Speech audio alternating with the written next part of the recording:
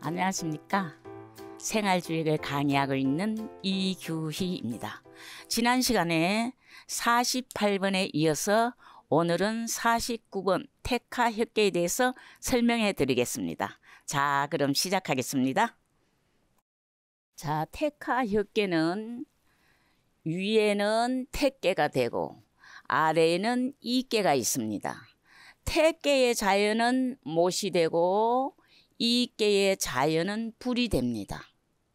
그래서 못에 물이 많으면 불이 꺼지고 불이 너무 강하면 못에 물이 마릅니다. 그래서 서로 멸식하는 관계가 됩니다. 멸식하면 바뀌기 때문에 택하협계, 바꿀 혁자를 써서 택하협계라고 이름을 지은 겁니다. 자, 다시요. 위에 있는 택계에 못이 되고 위에는 아래에는 이계에 불이 됩니다. 그런데 물이 많으면 불이 꺼지고 불이 아주 성하면 어때요? 물이 마르게 됩니다. 그래서 두 개를 가지고 이름을 지을 때는 두 개가 서로가 멸식한다 그래서 택하협계, 멸식하면 바뀌게 되는 거죠. 그래서 바뀔 혁자를 써서 혁계라고 이름을 지은 것입니다. 자, 혁이라는 것은 옛 것을 버리는 겁니다.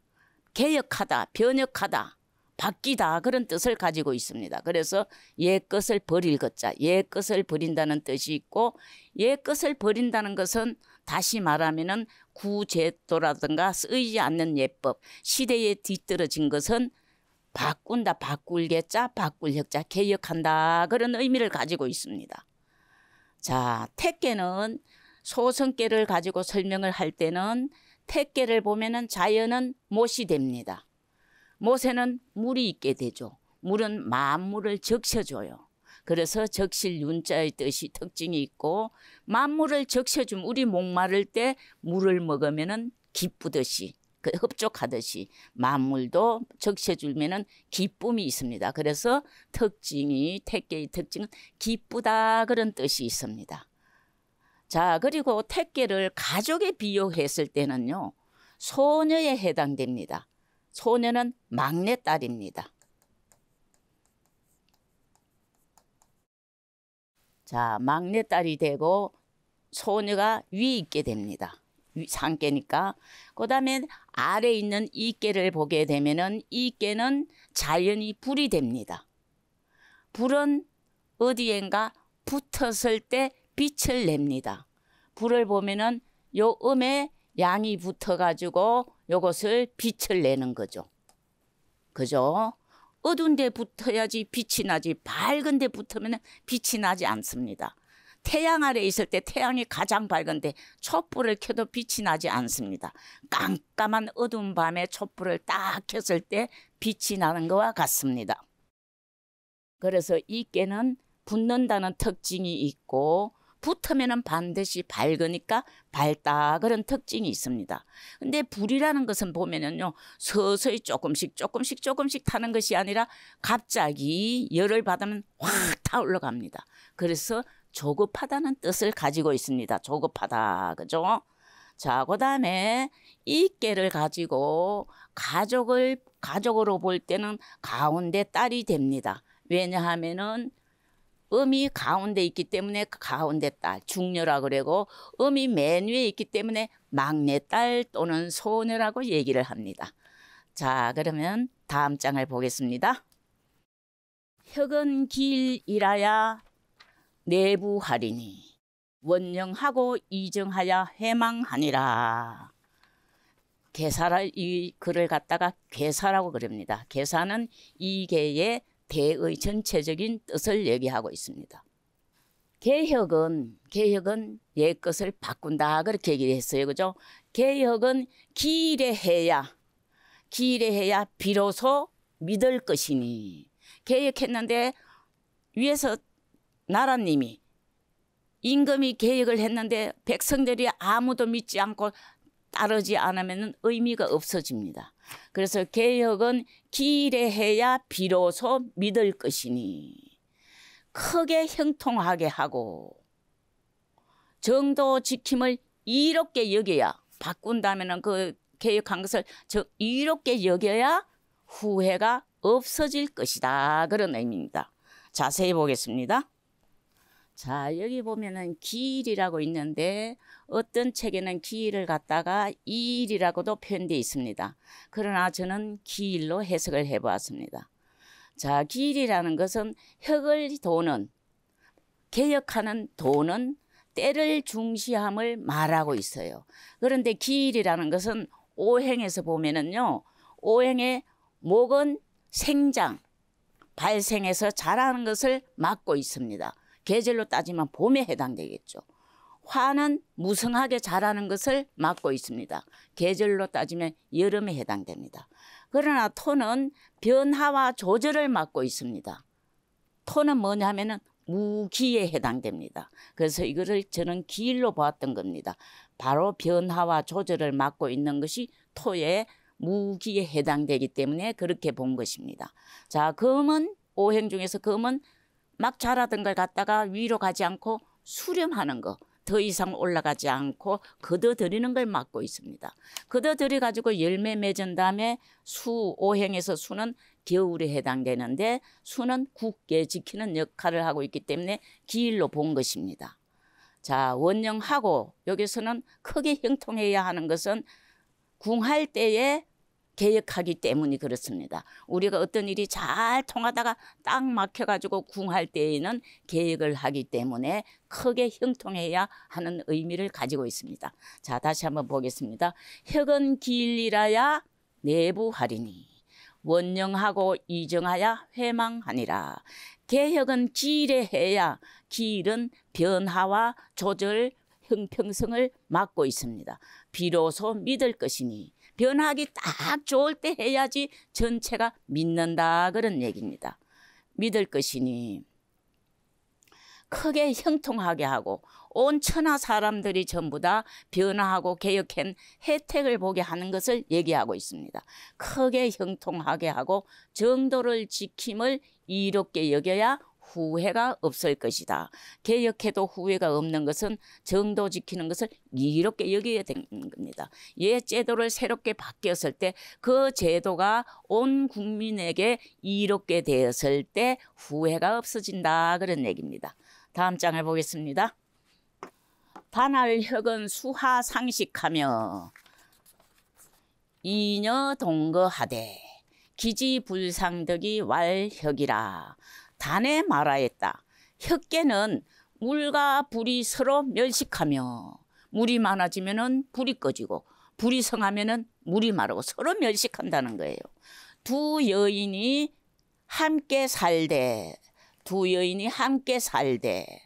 그 뜻이 서로 맞지 않아서 혁이라고 하였다 그런 얘기입니다. 자, 자세히 볼까요? 자, 수하가 상식하는 것은 내외계의 성질로서 말한 것이다. 내외계의 성질은 요거는 뭐예요? 불이에요. 불의 성질은 말리는 거예요. 요거는 뭐예요? 연못이에요. 못이에요. 못의 물은 적셔주는 거예요. 그런데 두 개의 성질이 서로 달라요. 하나가 성하면 하나가 없어지고 아래가 성하면 위가 없어지고 위가 성하면 아래가 없어지는 그 성질을 가지고 말한 것입니다. 자, 기지불상덕 그 뜻이 두 여자가 함께 사는데 그 뜻이 서로 맞지가 않아. 왜 그러나 하면은요. 요거는 중녀에 해당돼요. 요거는 소녀에 해당됩니다. 소녀가 중녀 위에 있습니다. 그래서 어긋나기 때문에 두 뜻이 서로 맞지 않기 때문에 바꾸려고 하는 의지가 있다 그런 얘기입니다. 자, 단사를 다음 장으로 보겠습니다. 다시 한번 볼까요? 단할혁은 수하상식하며 이녀동거하되 기지불상덕이 왈혁이라. 단에 말하였다. 혁계는 물과 불이 서로 멸식하며 서로 성하면 없어지는 겁니다. 두 여인이 함께 살되 중녀와 소녀가 한 궤에 같이 있다 그런 얘기입니다. 함께 살되 그 뜻이 서로 맞지 않아. 막내딸이 도로 위에가 있는 거예요. 그래서 뜻이 맞지 않아서 그래서 혁이라고 하였다. 그래서 변혁해야 된다. 이런 의미를 가지고 있다. 그런 얘기입니다. 자, 좀 길죠, 그죠? 단사가 길어서 둘로 나눠봤습니다. 길내부는 혁이 신지라 문명이열하여 대형이정하니 혁이 당할새 기회 내망하니라. 천지혁이 사시성하며 탕무혁명하여 순호천이 응호인하니 혁지시대의 제라. 자, 해석을 한번 볼까요? 길이 되어야 믿음은, 개혁해가지고 길의 개혁을 해야 믿음은 개혁하여 믿는 것이다. 우리가 개혁을 하는데 딱 알맞은 때에 해야지 백성들이 모두가 믿어준다. 그런 얘기입니다. 문명하고 기뻐하며, 자, 문명하고 기뻐하며 크게 형통하고 바르니 개혁하여 마땅하기 때문에 후회가 없어지는 것이다. 후회가 처음부터 없는 것이 아니라 후회가 있을 텐데 개혁해가지고 온 국민이 이롭게 되니까 후회가 없어진다. 그런 얘기입니다. 천지의 기운이 바뀌어서, 천지가 하늘 땅이 바뀌지는 않아요.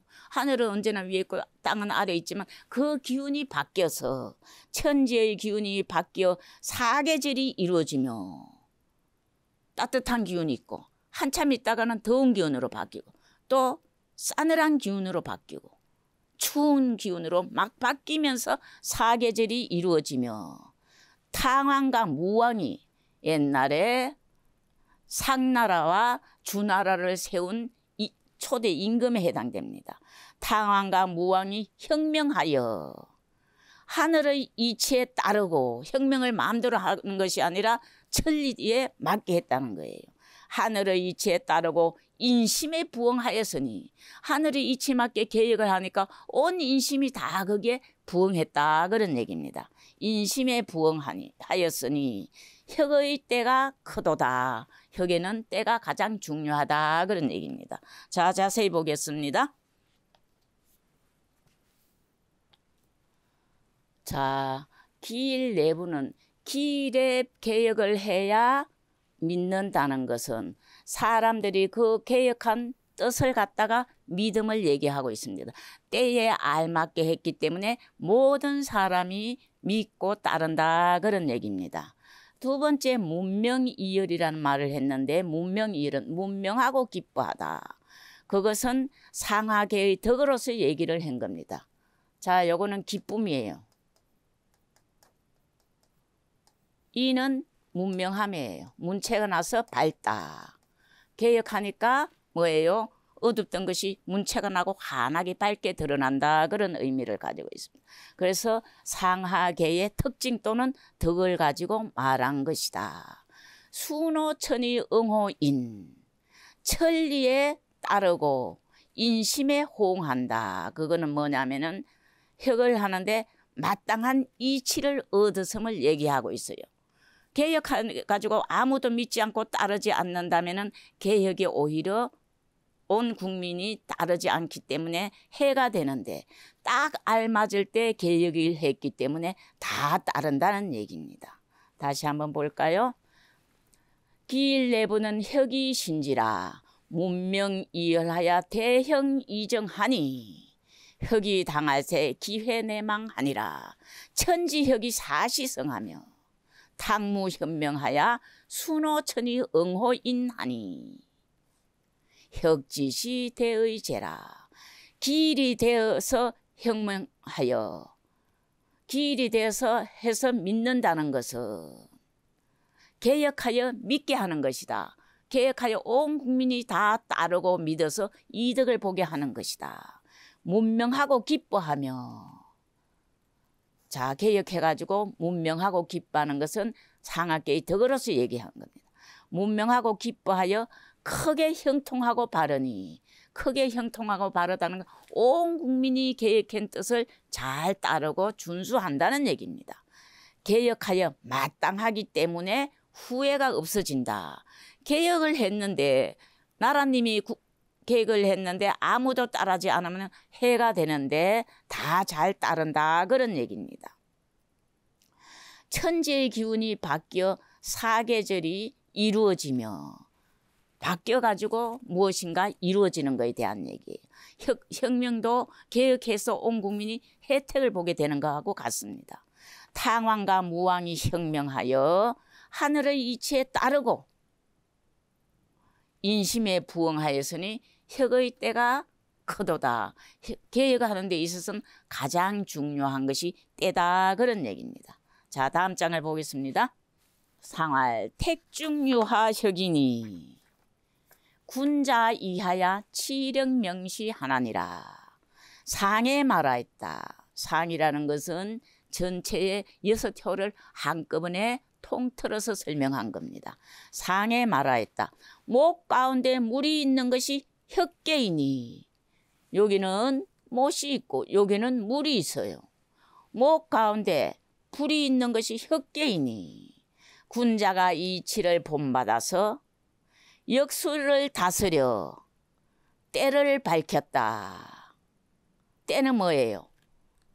사계절 1년을 사계절로도 나누고 12달로도 나누고 24절기로 나누고 이걸 전부 다 역수를 다스려 가지고 그런 것을 정해 놓았다 그런 얘기입니다. 자세히 보겠습니다. 자, 택중유하 목 가운데 불이 있다. 이것은 상하계의 상으로서 설명한 것입니다. 위에는 못이 있고 아래에는 뭐가 있습니까? 아래에는 불이 있습니다.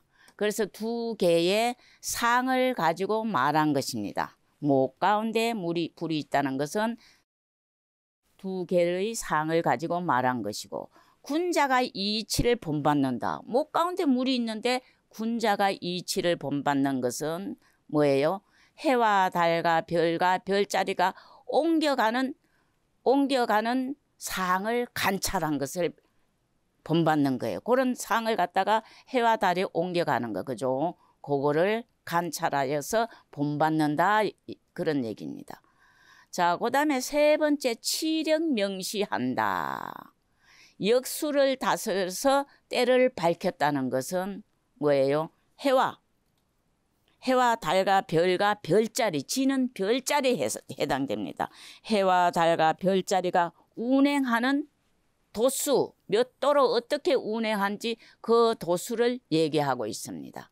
치력할 때 역이라는 것은 역을 다스렸다는 것은 역이라는 것은 해와 달과 별과 별자리가 운행하는 도수, 몇 도로 움직여 가지고 제자리에 가고 며칠 만에 제자리로 가고 도수를 가지고 밝힌 것을 얘기하고 있습니다.